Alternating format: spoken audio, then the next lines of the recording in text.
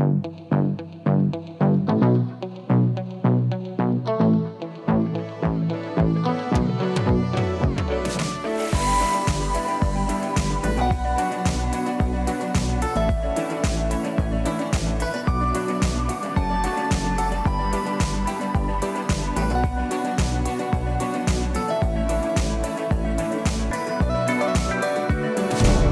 today's show,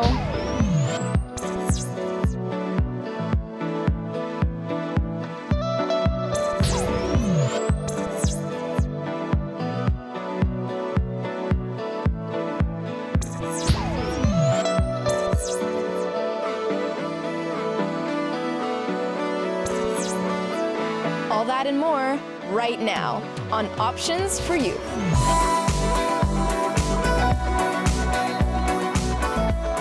Hi, this is Isabel for Options for Youth TV on Shaw.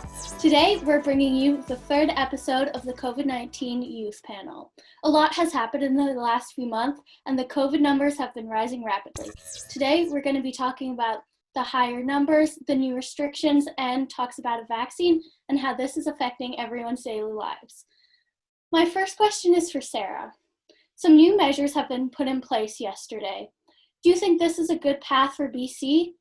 And do you think our health minister is being too strict or too lenient?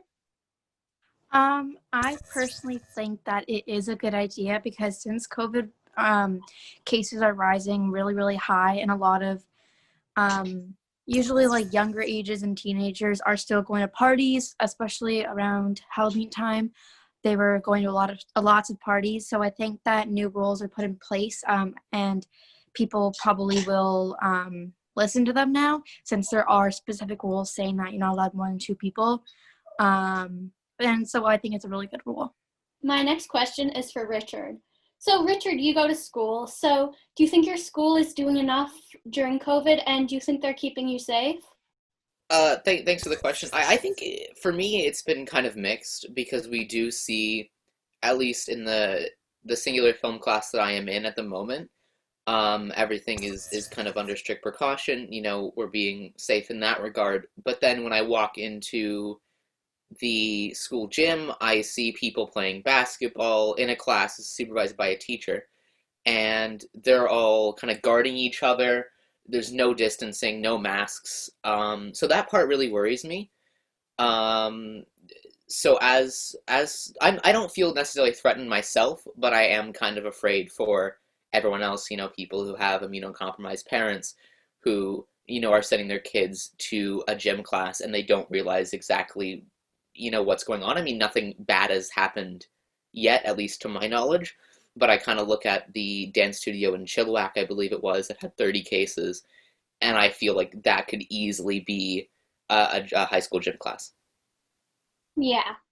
Does anyone else who goes to school have anything to add to that?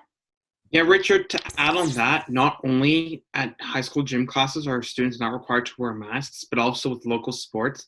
I play both hockey and lacrosse right now, and the only thing we're required to do is keep 6 feet away from the coaches, and 90% of coaches are fathers of players, so really that has no effect to anyone, and that is a little bit concerning. It's just the way people just walk around to each other and the chance of it spreading at sports. I mean, with lacrosse, could be considered better because we're all outdoor anyway, where we're right up in each other's faces when we play. And in hockey, they've tried to limit the amount of contact we have with players, but we're still in contact with players. So there's definitely, the risk is very much there. I also have something to add. 'Cause since I go to school, in my B block right now, we're not required to wear masks, and they don't really care how many people we're hanging out with. So the one group is like a huge amount of people, and it's not very safe because they're always like together, and that means like cases can go up, especially because each individual also hangs out with other people. So they're always together, and that is a huge risk for corona cases. Yeah, I agree. I think it can be a big risk. Okay, my next question is for Daria. The cases in BC have...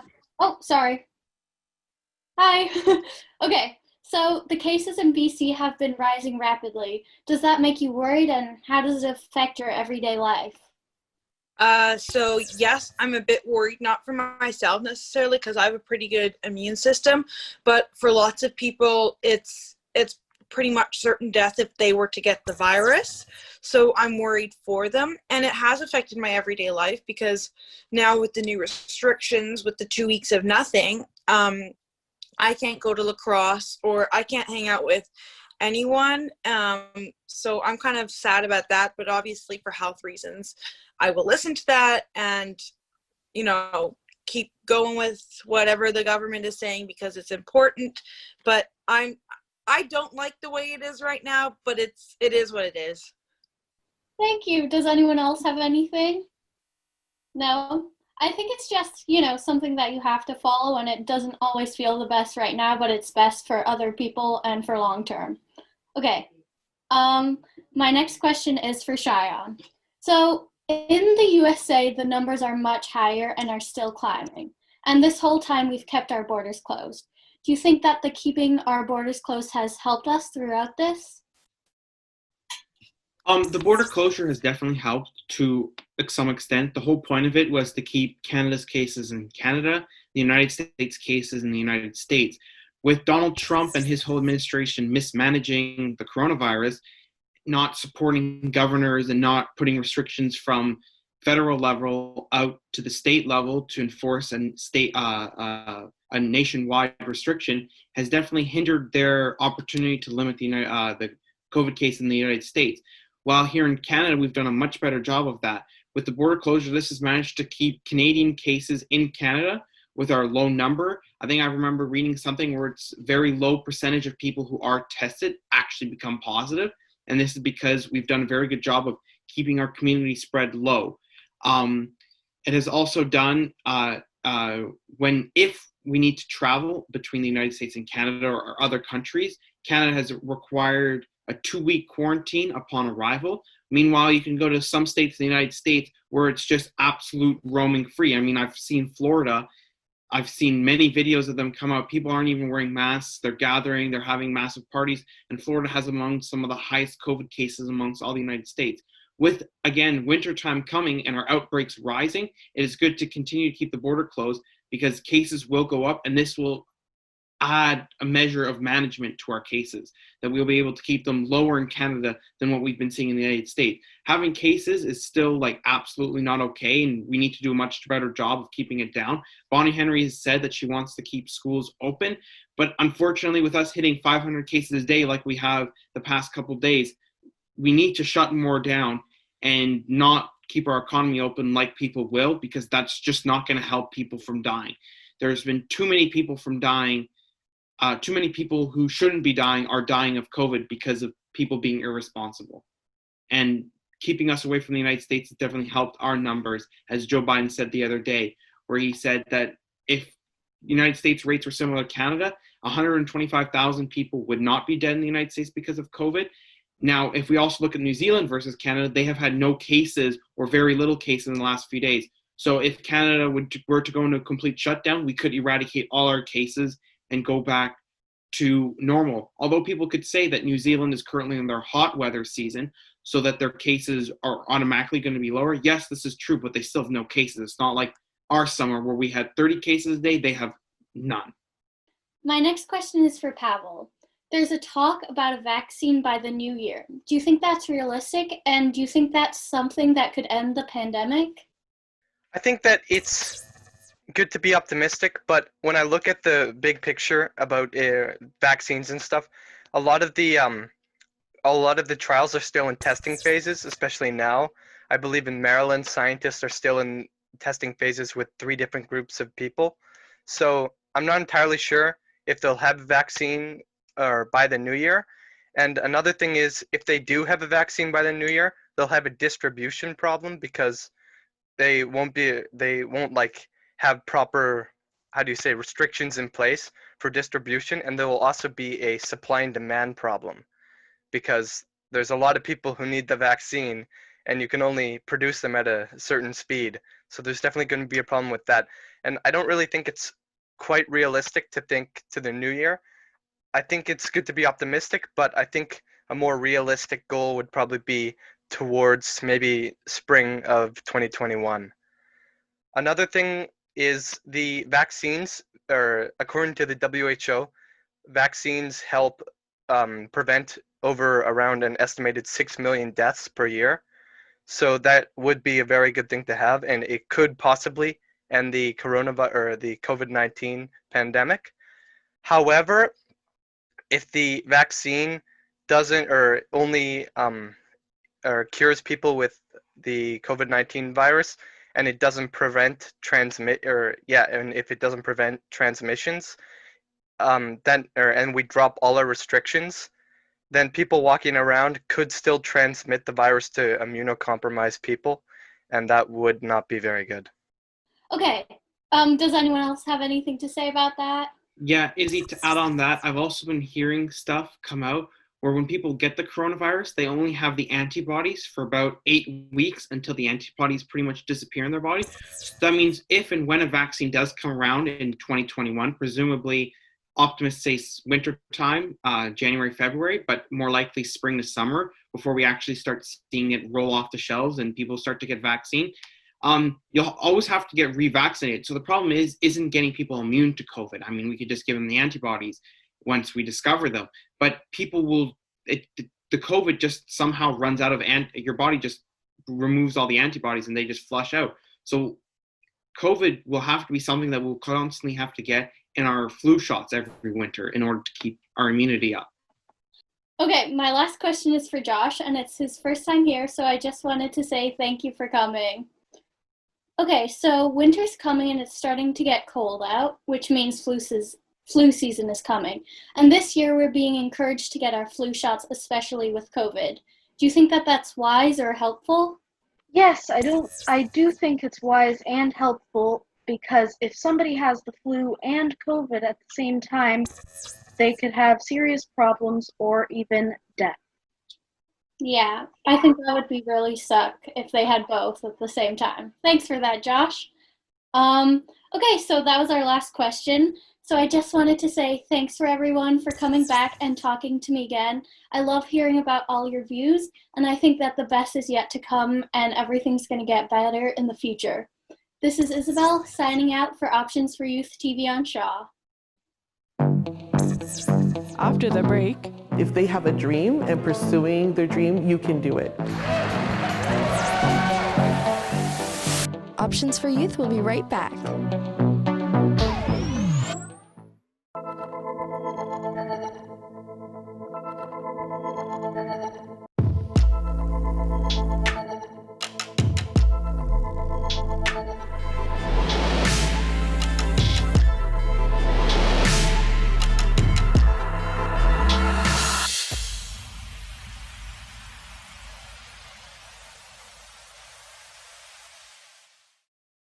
A message from the Government of Canada.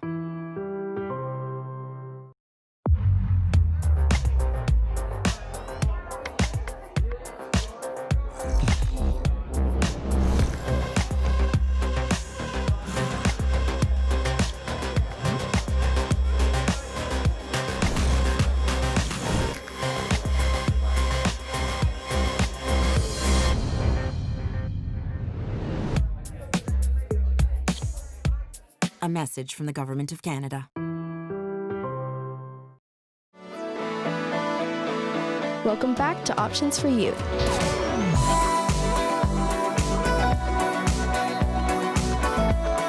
Not knowing my parents, I guess, that kind of starts everything out.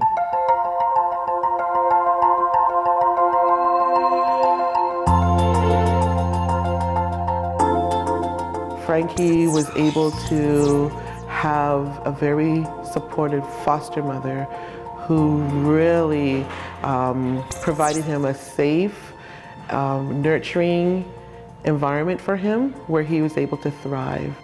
Because the other kids in my home were in music lessons, when it was Frankie's turn, I put him in music lessons. And immediately we realized that he was very talented, so we got him into private lessons. Tell us about your piano playing. In grade school, I took private lessons. And then when I was homeschooled, that's when it really started to, set in my talent and people pushing me in the church. We did a bunch of festivals at Carillon Music.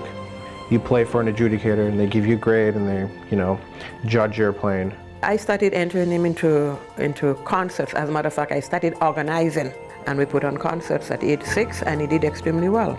And he just entered this competition. He was getting all golds and golds and golds and golds and all. I have all the trophies at home as proof. And so I just knew that Frankie had it. We had a family relative going to Walmart University. When I was in grade 11 at the time, we were invited with my aunt to go visit. My mom set up a meeting. I was just told I'd be playing for the piano professor there at the university, and I did just that. I played for him. He asked me to play a bunch of different composers, and I did.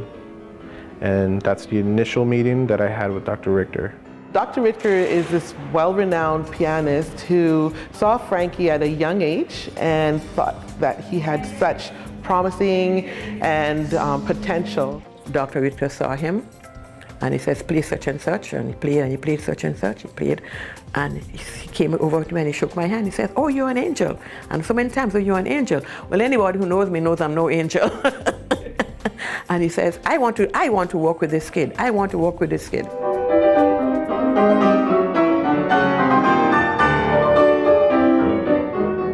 Frankie is amazing, and if you have the opportunity to watch him play the piano live, it's amazing. It's like you just transcend into a different place.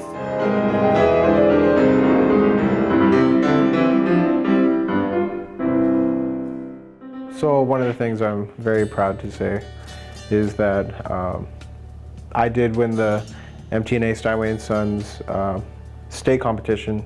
It's kind of a highlight because it is a big deal. Because once you win state, you go on to divisions, and you go on to nationals. Especially as a First Nations Aboriginal from Canada to win a state competition. That was special. Now he's going on to the regional for performance piano. He has graduated from university, which is a huge accomplishment for Frankie. He didn't think that was a possibility for him. Options have been very helpful to me. Every year I would come back in June, and Auntie Heather I call her Auntie Heather, she would help me with filling out applications for grants and scholarships that she knew about, that she told me. And we would plan out how much money needed to be raised. So we're able to coordinate annually $34,000 for Frankie every year to support him in his educational goals. Any youth, it doesn't matter what their background is, where they're coming from, I think for youth to be successful, they need to have support. And so programs like ours, where one of the services that we provide at Options is the Youth Transitioning Support Program. We're able to sit down with youth and do goal planning. The purpose is that we help them develop the skills, and eventually they'll have the skills to live independently. I don't even have to wash for him anyway when he comes home. Yeah.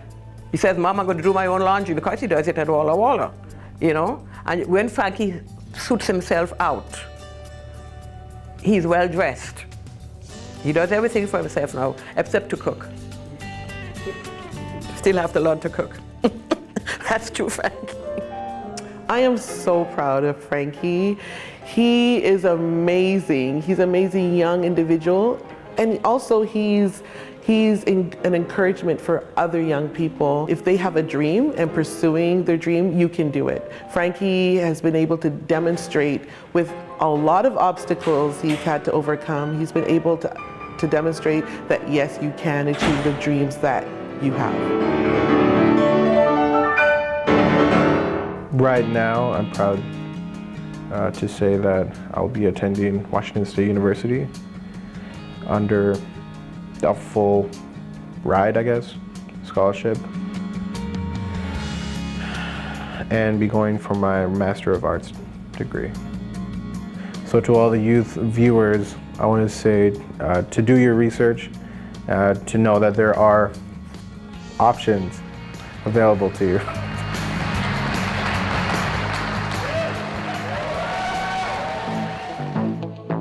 Well, that's a wrap from us here at Options for Youth. If there's a story you'd like to see or you'd like to get involved, you can contact us through our website, or you could also check out our Instagram or YouTube channel to see past stories.